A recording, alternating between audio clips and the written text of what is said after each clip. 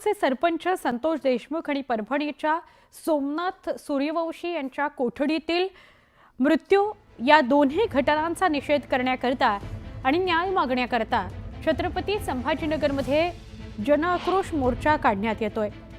क्रांती चौकातून या मोर्चाला सुरुवात झालेली आहे। या मोर्चात देशमुख कुटुंबासह सोमनाथ सूर्यवंशी यांचं कुटुंब सुद्धा सहभागी आहे, तर इम्तियाज जलील, अंबादास दानवेंसह काही नेते मंडळीही या मोर्चात सहभागी आहेत। संतोष देशमुख आणि सोमनाथ सूर्यवंशीच्या न्यायाची मागणी हे सगळे मिळून करतायत। छत्रपती संभाजीनगरच्या जनआक्रोश मोर्चामध्ये जरांगे पाटील सहभागी झालेत। ते स्वतः पायी चालतात। त्यांच्याशी आपण चर्चा करूया। बऱ्यापैकी तपास पुढे गेलाय, सगळ्या गोष्टी झाल्यात। काल पालकमंत्र्यांची यादी सुद्धा आली, त्यातून धनंजय मुंडेंना वगळलंय। अशा बऱ्याच गोष्टी तुमच्या मागण्यांनुसार घडतायत, पण मोर्चे काही थांबत नाहीत। त्याचं कारण नेमकं काय? आता कोणाला वगळायचं कोणाला नाही वगळायचं याच्याशी आम्हाला देणं घेणं नाही। आमचा मुद्दा आहे की संतोष भाईची एवढी क्रूर हत्या या राज्यानं अशी हत्या कधीच बघितलेली नाही आहे झालेली।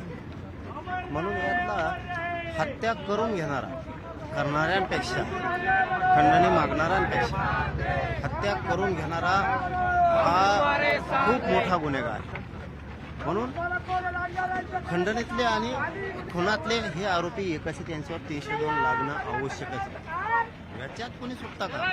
तो लागला आता। याच्यात जर सुटला एखादा, आणखी लय राहिले। खंडणीतले मागायला लावणारी ह्या 3 टीम आहेत। पहिली टीम एक जणानं बसून, म्हणजे जो खंडणीतला आरोपी याने घरी झोपून खंडणी मागायला एक टीम लावली। दुसरी टीम खून करायला लावली। संघटित गुन्हेगारी करून घेणारा, हे सगळं बसून सामुदायिक कट रचणारा हा आरोपी, म्हणजे ह्या 3 टीम आहेत। ह्या तिघांना पाठबळ देणारा कोण? ह्या 3 टीमांना तो सुद्धा याच्यात आला पाहिजे। मग तो मंत्री असू द्या, तो आमदार असू द्या, धनंजय मुंडेंकडे आहे का? अरे तो मग दुसरं कोण आहे? यांचे फोन झालेत का हे तपासणं गरजेचं आहे। आणि माननीय धनंजय मुंडेंना आरोपी करा। मंदिर हे बघा, का संशय येऊ नये? का संशय येऊ नये? एवढी प्रॉपर्टी, अरे कणगी भरल्या असताना 7-8-10 कणिंग भरताना एवढे पैसे, त्याला काय करायचे इतके पैसे? तुम्ही ह्या पैशासाठी लोकांच्या खुनं केले आणि तुमची टोळी, ह्या धनंजय मुंडेची टोळी सरळ आरोपीच्या बाजूने मोर्चे काढते, रास्ता रोको करते। हे काय एवढे येडे आहेत का लोक एवढे येडे आहेत का? लोकांना कळतंय ही वाईट रूढ या राज्यात यांनी पाडली, वाईट रूढ पाडली। माझे खासदार जलील ते सहभागी झालेत, त्यांच्याशी चर्चा करूया आपण। तुम्ही